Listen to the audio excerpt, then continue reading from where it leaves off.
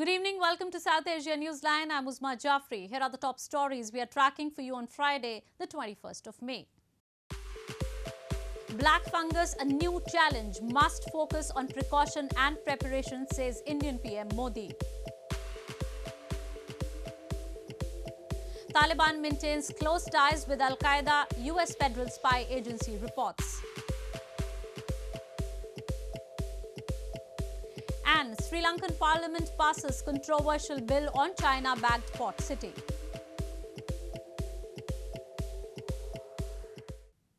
And now for all the details. Indian Prime Minister Narendra Modi on Friday warned against what he called the new challenge of black fungus and said the country must be prepared to fight the rare and potentially fatal condition that is being increasingly seen in recovering COVID patients. The South Asian nation's infection tally stands at 26.03 million with a death toll of 291,331. Indian Prime Minister Narendra Modi on Friday said that mucormycosis or black fungus, a rare infection that has sprung up in patients recovering from the coronavirus, has emerged as a new challenge in India's fight against the pandemic, and it is important to prepare systems to tackle it. The Prime Minister, addressing frontline workers in his constituency Varanasi, said that India was having to fight on several fronts in the second wave of the pandemic, and the country's new mantra is, wherever the disease is, there should be treatment. The symptoms of black fungus include headache, fever, pain under the eyes, nasal or sinus congestion, and partial loss of vision. India's Health Ministry on Thursday asked state governments to declare it as a notifiable disease under the Epidemics Act, meaning they have to identify and track every case. हमारी इस लड़ाई में अभी इन दिनों black fungus की एक और नई चुनौती भी सामने आई है। इससे निपटने के लिए जरूरी सावधानी और व्यवस्था पर ध्यान देना जरूरी है।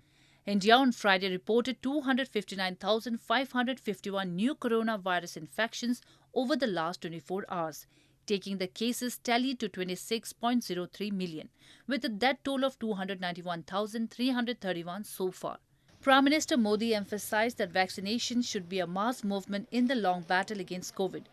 Despite being the world's largest vaccine producer, India has managed to fully inoculate only 3% of its 1.3 billion population so far.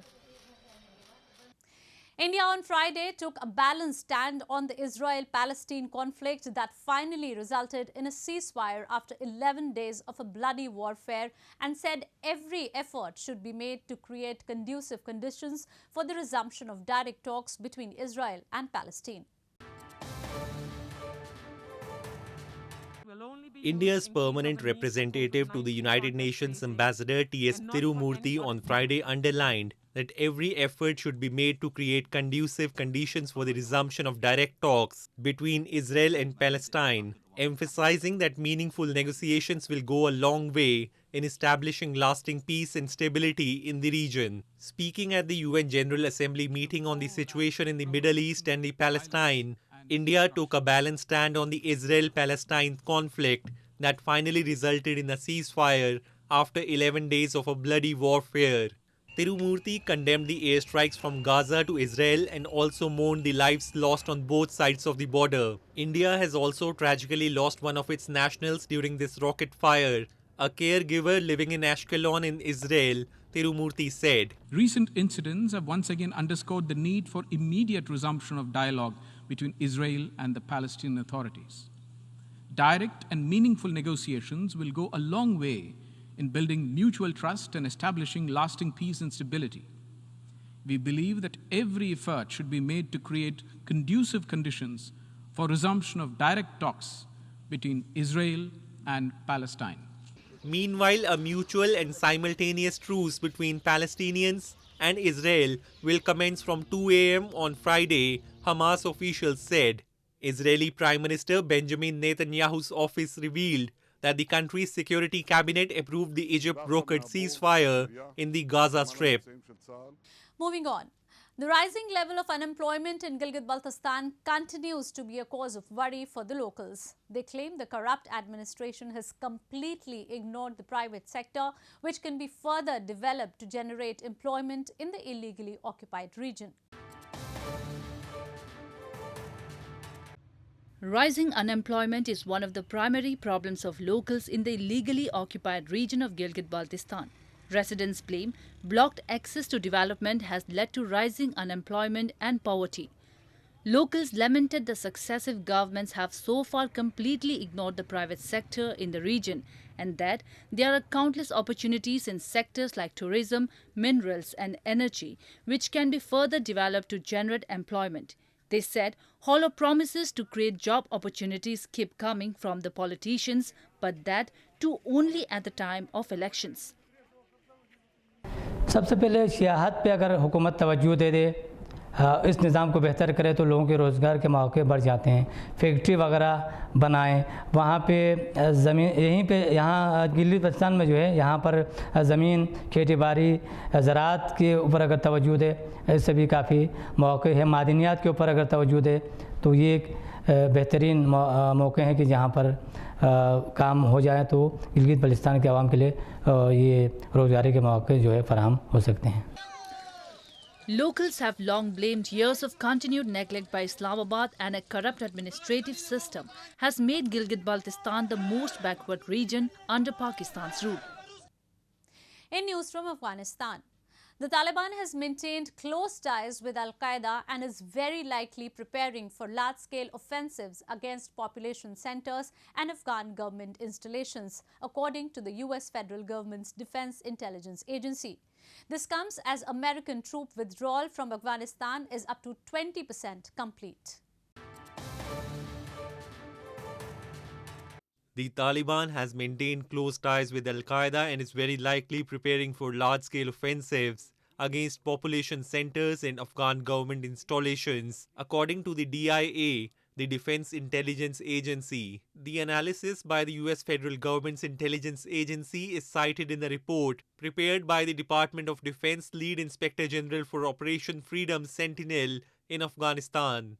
This comes as earlier this week, US Special Envoy for Afghanistan Reconciliation, Zalmay Khalilzad, claimed that the Taliban has made substantial progress on its counter-terrorism commitments, though he failed to provide a single example and added that he would like to see more from Taliban. Under the previous Trump administration's February 2020 deal with the Taliban, foreign forces were to withdraw from the country by May 1, while the Taliban agreed to not allow training and recruitment of terrorists, including Al-Qaeda, that would threaten the security of the United States and its allies. But President Biden announced last month, after reviewing the situation, that forces would stay in the country for months beyond May, withdrawing by September 11. The US Central Command said on Monday the American withdrawal from Afghanistan is up to 20% complete, and the US has handed over control of 5 military facilities to Afghan counterparts. In news from Sri Lanka, the Parliament of Sri Lanka has passed a controversial bill on laws governing the China-backed Colombo Port city. This port city bill officially declares land reclaimed from the ocean and annexed to the city of Colombo as Sri Lanka's first special economic zone for services-oriented industries. The Sri Lankan Parliament on Thursday passed the Colombo Port City Economic Commission Bill with amendments with a majority of 149 legislators in the 225-member House voting in its favour. The development comes after the Supreme Court suggested certain amendments following over a dozen petitions challenging the bill. Political opposition and civil society groups said the bill directly affected Sri Lanka's sovereignty. Under the bill, a President Appointment Commission will be established to govern the SEZ Special Economic Zone. The new law will enable the businesses to operate in any recognized foreign currency within Port City. China built the port city on reclaimed sea adjoining the port of Colombo with a $1.4 billion investment. It was launched in 2014 during the previous term of former President Mahinda Rajapaksa when Chinese President Xi Jinping visited the island nation. Following the return to power as Prime Minister in November 2019, the Rajapaksa administration sought to expedite construction work as well as legal framework for what promises to be a tax haven for foreign investors. Moving on.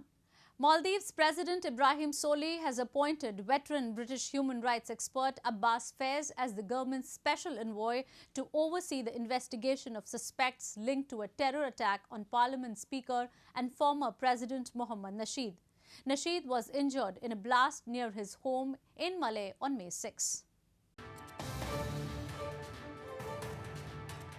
Maldivian President Ibrahim Mohamed Solih appointed a veteran British human rights expert Abbas Faiz as the special envoy to monitor the investigation, prosecution and trial of those involved in the terrorist attack against Parliament Speaker and former President Mohamed Nasheed, the President's office said in a statement on Wednesday.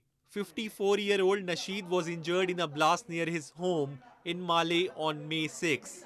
According to the Maldives National Defence Force, the blast occurred when an IED strapped to a motorcycle detonated. Multiple surgeries were performed on Nasheed at a hospital in Malé, and he has since been airlifted to Germany for further treatment, local media reported. Nasheed was the first democratically elected president of the Maldives and has been an outspoken critic of hardline Islamists. He served as president from 2008 until 2012, when he resigned amid public protests.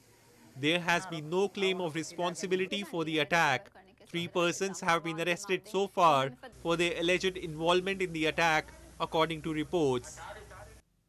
Farmers in India's northern Punjab state are facing a shortage of workers after most of them fled to their hometowns, mostly in Bihar and Uttar Pradesh states, fearing an inevitable coronavirus lockdown. The absence of migrant labourers has pushed up the price of local workers and made it more economical for farmers. Farmers in India's northern Punjab state are facing a shortage of workers after most of them fled to their hometowns, mostly in Bihar and Uttar Pradesh states, fearing an inevitable coronavirus lockdown. Punjab, also known as the football of India or granary of India, due to its agriculture-based economy, did not undergo a complete lockdown like the rest of India, but still has strict similar curbs on movement. The absence of migrant labourers has pushed up the price of local workers and made it more economical for farmers. Labour ਦੀ ਆਉਂਦੀ ਹੈ ਨਾ ਜੀ, labour ਦਾ ਹੁਣ ਸਾਰੀ ਤਾਂ ਵਾਪਸ ਚਲੇ ਗਈ ਜੀ, ਮਗਰੋਂ ਲੇਬਰ ਆਉਂਦੀ ਨਹੀਂ, ਟ੍ਰੇਨਾਂ ਬੰਦ ਹੋਈਆਂ ਜੀ ਤੇ ਹੁਣ ਲੇਬਰ ਜਿਹੜੀ ਆਉਂਦੀ ਵੀ ਆ ਮਾੜਾ ਮੋਟਾ ਆਉਂਦੀ ਆ, ਰੇਟ ਮੰਗਦੀ ਆ ਜਿੱਥੇ ਮੰਨ ਲਓ ਅਸੀਂ ਪਿਛਲੀ ਵਾਰ 3000 ਨੂੰ ਲਵਾਇਆ ਸੀ, ਹੁਣ 6000 ਰੁਪਏ ਮੰਗਦੇ ਨੇ। 6000 ਦੇ ਕੇ ਜ਼ਿਮੀਂਦਾਰ ਕੀ ਵਿਚਾਲੂ ਉਹਦੇ ਵਿੱਚੋਂ। Punjab reported more than 9,000 daily surge in infections earlier this month. This prompted authorities to consider movement restrictions, forcing the migrant labourers to flee to their respective hometowns. With rest of the country facing a halt on economic activities to curb virus spread and Punjab facing a worker shortage, experts have warned of a difficult aftermath of COVID-19. Well, that's the way it was in South Asia this evening. Before we conclude the top stories once again. Black fungus, a new challenge, must focus on precaution and preparation, says Indian PM Modi. Taliban maintains close ties with Al-Qaeda, US Federal Spy Agency reports.